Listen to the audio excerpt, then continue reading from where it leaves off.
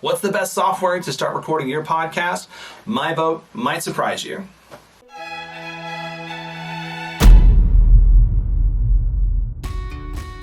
Hi, this is Matt with Podcast Dictionary. I'm here to talk to you today about what I think is the best software to start recording your podcast on, or any kind of recording. And my vote goes for Studio One from Personas.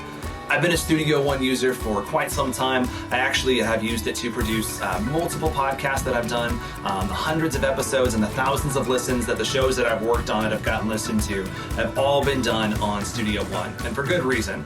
I think Studio One is the most intuitive recording software for anybody who's looking to get into recording. Every DAW takes a little bit of work to get comfortable with and kind of learn how it operates well. But my opinion is that Studio One is the easiest one to get a really quick handle on, so that way you can start recording your podcast and start making music and start getting your work out.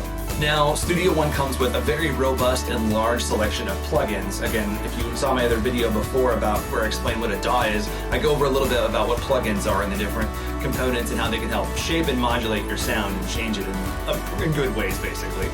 Studio One comes with a very large selection of really good software that you can use. Really good plugin suite is already included inside of it.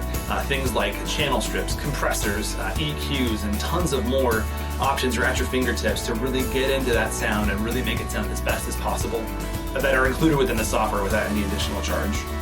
I think the biggest reason I recommend going with Studio One as a choice is the podcast template. As soon as you open up Studio One, you can click on the podcast template option.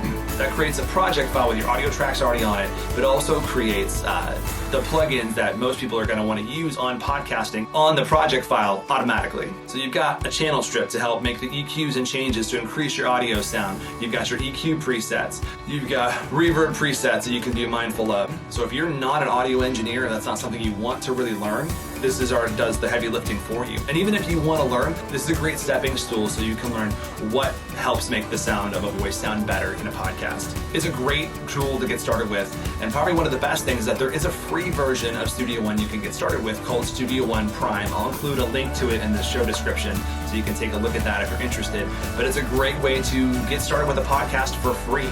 To get to know the software, start using it, and see if it's going to fit best for you. Also, this is a fantastic software for other work. I've recorded audiobook narration, plenty of songs that I've done on this software as well.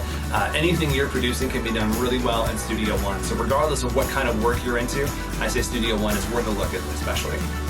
I always say though, use what you have in front of you. If you've got Studio One, get comfortable with the software. If there's a different DAW you want to learn, find out what features are built into that one for podcasting and get started with software now. Learn the software, learn your tools so you can focus on your content.